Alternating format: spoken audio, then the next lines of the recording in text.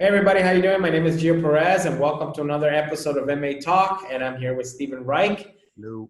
Hello, Steven! Where are you? I'm in his house. I'm in his house. Well, anyway, you guys, I'm going to play a video, and it's something I was showing Steve. It's a video about an MMA fighter in China versus a Wing Chun master, and I looked at the video, and it looks like it almost looks like a video game. You know, the way they set up everything, the stage, and it almost seems like the only thing you need is the power bars on top.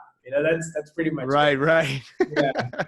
And the extra lives. Yeah, look for that video. Okay, here it is.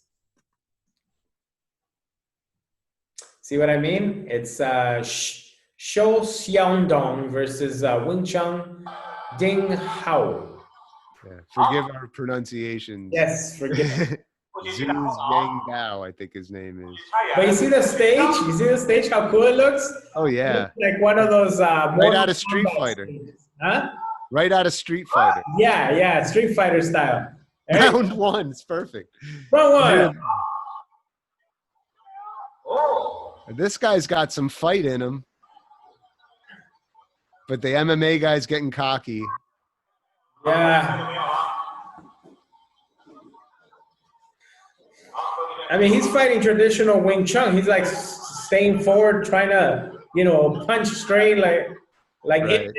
Like it, man. Yeah. There you go. Using him like a wooden practice dummy. You see, I would have kicked him in the nuts already. The way he's standing, he's standing so straight. I would have just gone right in the middle, finished that fight right away, but that's in the street, They probably have rules on this. Yeah. There you go.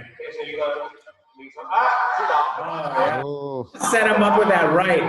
But you could also see the weight difference. I mean, the Shio guy, he's a lot bigger than the Wing Chun guy. Yeah, but I bet you the whole place is behind the Wing Chun guy to win. Oh, definitely. They want to see this guy beat the MMA fighter. Yeah.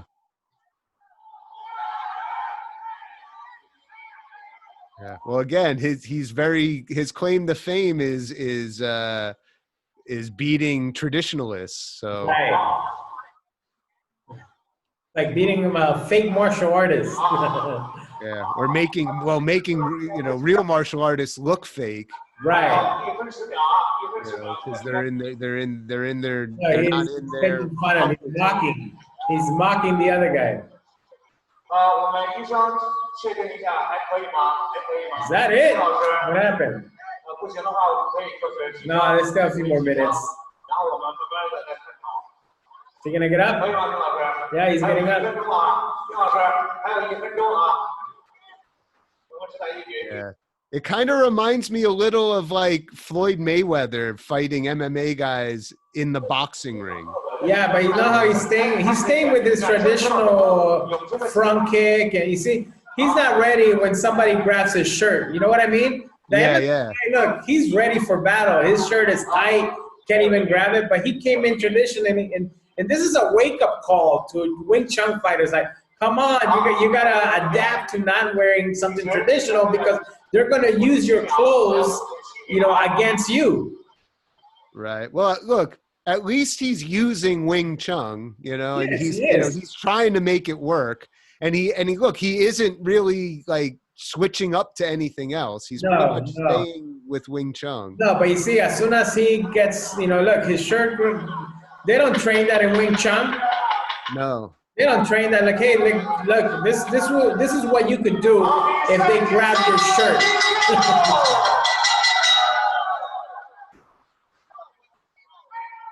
Yeah, this is why China hates this guy. And it's so easy for this guy. It's so easy for him because he's just got so much practice behind him in being more practical and direct with other fighters.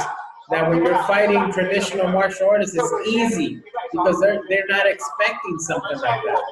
Yeah, well, that's what I meant when I said it's like Mayweather and McGregor. You know, McGregor, there's so much he could do if he was able to in the octagon, but when he was in the boxing ring playing Floyd Mayweather's game, he had nothing. Yeah, say it again.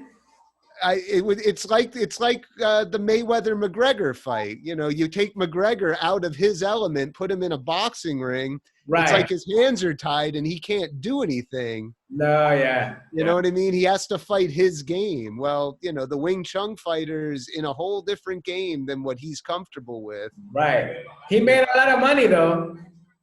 Oh yeah, he sure did. Yeah. McGregor made a lot of money in that fight. Yeah. Although I will say, if this was a full-on Wing Chun game, I don't know that this Zhu guy would lose. Yeah. He's still bigger, you know. I don't know what the weight difference is, but you could tell that he's way bigger than the other guy.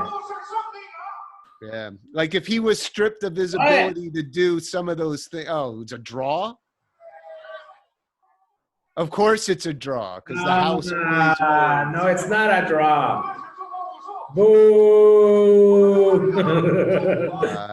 Because the house has to win. He lost. At least he should have had an honor and say, you know what, you win, dude. Yeah. But it's like you were saying about the Gracies when they do the Gracie challenge. You know, if you said if these fighters knew that they couldn't do certain things, you know, like you said, if they knew what they were getting into, they never would have agreed to the fight. Right. Basically. And, you know, this guy, look, if he was fighting a purely Wing Chun where he was stripped of his ability to do throws and takedowns and a lot of the stuff he did to beat this guy, you know, the Wing Chun guy held his own, you know, to a certain extent. It's just that, you know, there were other things you could do. Right. The other guy did them and he didn't. Yeah, well, he used a lot of the stuff that he was using against him. First of all, as soon as he would see that he would start punching, he would grab he would pretty much come over him and grab his shirt. Yeah. So, you know, his main attack is gone. You know, he can't punch anymore. Right. And the fact that he was allowed to do that, you know. Right. And then, you know, they practice with each other. They practice with each other, you know, hand trapping and this and that. But when you're practicing, you know, boxing, it's like, you're here, man. You're not out here. You're not fighting out here like this. Right. You're here. So it's not like, you know, I'll set you up and come back with that right. Bam! You know, so they don't get that. They don't see that. And then when they're fighting, they're straight. I see they're open. Their legs are open. I mean, the first thing I would have done is like, if I was in the street, like, wow, you're standing like this, I'll kick you in the nuts. You know what I mean? Well, it's the whole thing. You know, it's like they say, you know, don't practice pulling your punches, because when you're in a real fight, you're going to be pulling your punches because you practiced it that way. Right. You know, the Wing Chun guy, he didn't practice, you know, full on with, you know, no holds barred, that everything is allowed. Right. So, you know, he's fighting with, he's limiting himself because that's he doesn't know any better. Right. So I just hope, you know, that maybe watching this video and watching videos like that will open, you know, other martial artists' mind to be able to go out of the box and be able to learn other martial artists so they could prepare themselves in case something happens. Because you never know, you know, you're in the street, or you don't know, you never know. You know, you might meet somebody that knows how to fight, you know, differently than you, and at least you're able to adapt, or they're gonna have to adapt to you. So. Yeah. I mean, I remember somebody saying, like, you know, if I was in a grappling, I would grab their fingers and I'd pull them apart, and you grimace. You're like, oh, but it's just like, if everything goes, you know, but he's gonna have a hard time hitting me back after I do that. Yeah. Steve, have you ever been choked? Like, have you ever done any groundwork where you've actually gotten choked before? Just in class. Yeah. You see, even myself, even in class. No, that's what I'm talking about. I'm talking in class. So even myself, like, you know, you're practicing with somebody who has, like, they have better skill than you at something, and you want to get that skill, you want to get better. So you're going to have to go through some chokes. You have to get choked at least once, you know? Yeah, there's no way And to do it without it. no, no. And I remember when the grappling started getting a little bit popular. I remember there was one guy that was coming to my class, and he wanted me to stay on the floor with him. And I remember telling him, I was like, why am I going to stay on the floor with you? I don't know how to do anything on the floor. So you try to keep me on the floor or stand up and fight me. I know how to fight. You're too smart, Gio.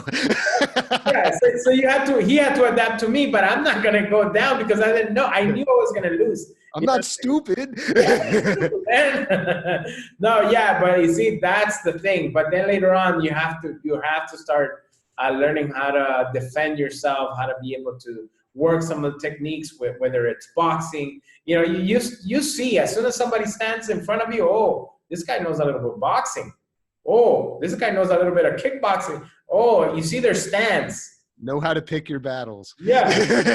You'll see their stance and be like, oh, this guy, I think he probably practices Wing Chun or he does some other stuff. Or, you know, even if you see a traditional guy stand, you see him all solid, you know, oh, this guy trains traditional karate, you know, the way he's standing. So, you know, you always have to be prepared. You have to know knowledge, just not on your own martial art. You still have to go and see what other people are using. If you want to be ready for anything, that is. Be ready for it. I mean, look, you know, if you don't, then just be a specialist, but recognize that you're a specialist and know what you're stepping into. Yeah. Because that specialist was not that Wing Chun may be great Wing Chun, but he's not great in mixed. Yeah. All right, guys. Well, anyway, this was our show. My name is Gio Perez again, and you can find me at LAMArtialArt@gmail.com. And don't forget to subscribe, hit the bell, get notifications of our new shows coming up. Look at our other shows. We have a bunch of shows out there. You know, we have a great Hapkido show, Jiu-Jitsu show, Ninjitsu show. We have a lot of shows. Check out the Silam show, you know, with Mexican martial arts. There's so many that you can look at. Where can they find you, Steve? You can find me at Water Productions on Facebook, Twitter, and Instagram. Thank you very much for watching, guys. Keep kicking, keep practicing, and see you guys later, okay?